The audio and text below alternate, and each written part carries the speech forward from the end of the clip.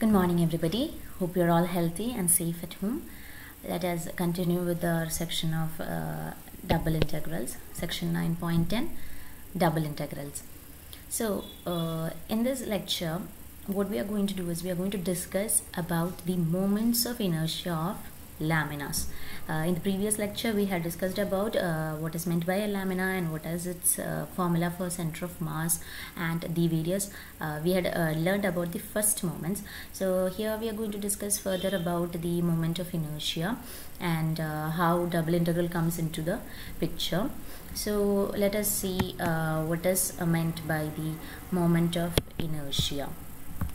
Now the integrals which we had seen, double integral values of mx, capital Mx and My were called the moments. They are also called as the first moments of lamina about the x-axis and y-axis respectively. Now the second moments are called the moments of inertia.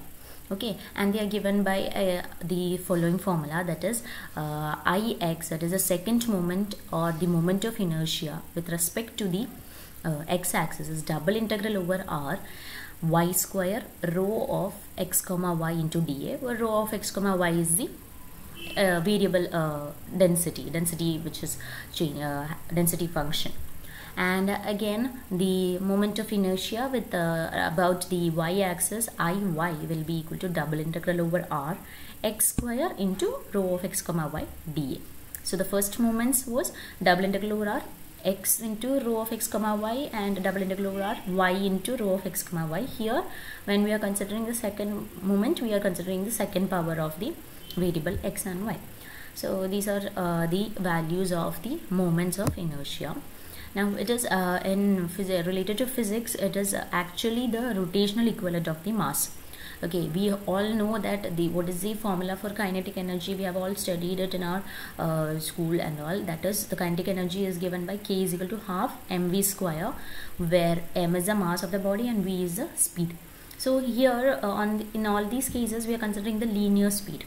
We are not considering any speed of the rotating, if the body is rotating and all.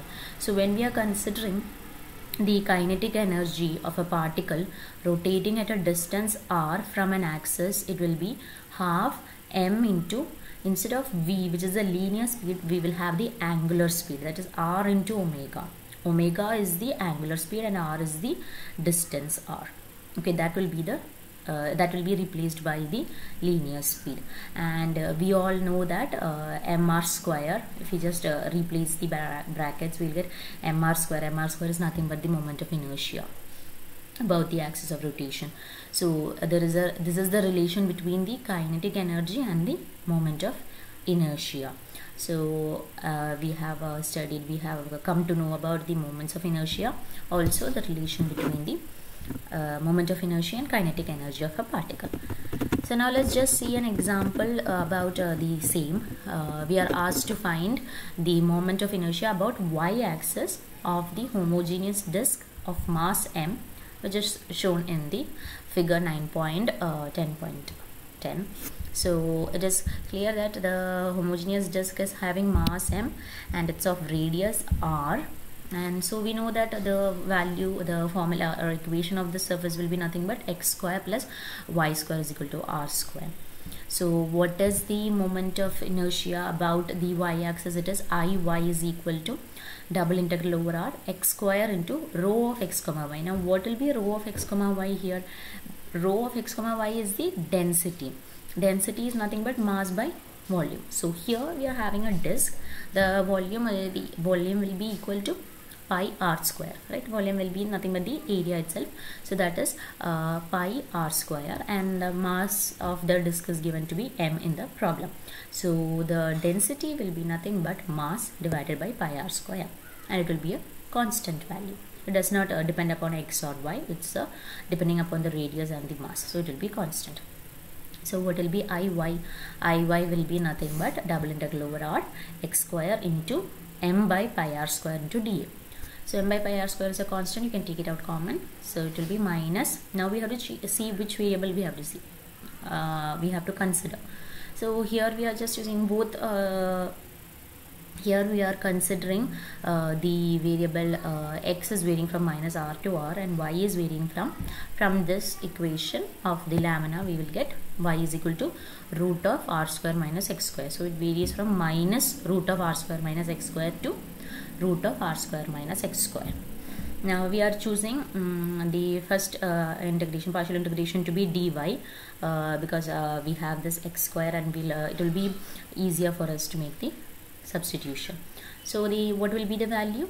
Integration will be x square into y, right? And y will be the limiting value is root of r square minus x square minus root of r square minus x square, that is 2 times root of r square minus x square. So we'll take 2 also out common, so that is 2 into m by pi r square integral minus r to r x square into root of r square minus x square into dx. So here what we are going to do is we are going to make the substitution of x is equal to r sine theta. Okay, if x is r sine theta, then what will be the value of dx? Dx will be nothing but r cos theta. So we will substitute the value of dx here, and x is r sine theta, so we will get r square into sine square theta into root of 1 minus r square minus r square sine square theta into dx is again r cos theta. So altogether there will be r square and r, so we can take that r cube out common, and also inside the square root what we have r square minus r square sine square theta. So again we can take r square common, so taking the power out of the square root we will get r. So altogether we'll have r raised to power 4 inside the integral, so we can take that out common, and cancelling it out with the denominator r square, we'll get r raised to 4 divided by r square, that is nothing but r square itself. So what will be the remaining term? Inside here we have sine square theta, and in place of dx we have cos theta, and what will be root of 1 minus sine square theta? That is root of cos square theta, that is nothing again, it is again cos theta. So we will have sine square theta cos square theta. Okay, or we can write this as sine theta cos theta whole square. Now what is the value of sine theta cos theta? In trigonometric formula we know that sine 2 theta is 2 sine theta cos theta.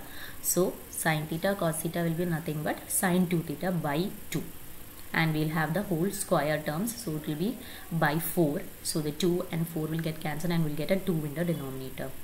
Okay, and we'll have the integral value to be sine square 2 theta.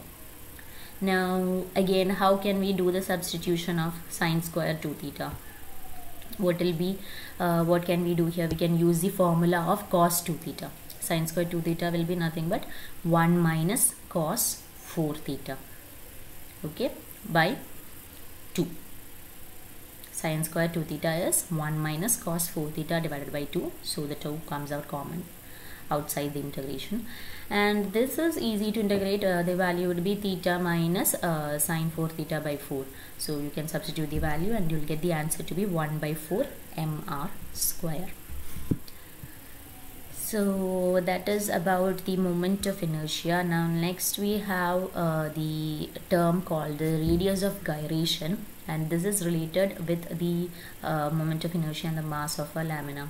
So it is nothing but rg of it is denoted by rg, radius of gyration, and it is equal to root of I divided by m, where I is the moment of inertia and m is the mass of the lamina.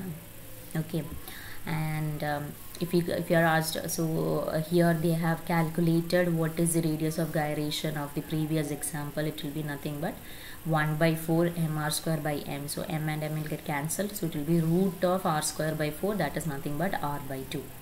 So these are the terms. So we discussed about what is the moment of inertia. It is again related with the double integral formula, and we have two moments of inertia with respect to the x-axis and about the y-axis, and we also saw the relation between the moment of inertia and the kinetic energy. And now what is the definition of radius of gyration. So these are the terminologies which you must keep in mind, because you might be asked questions related to the same, like find the kinetic energy of the given lamina, or find the radius of gyration of the given lamina given the mass and inertia, or something like that.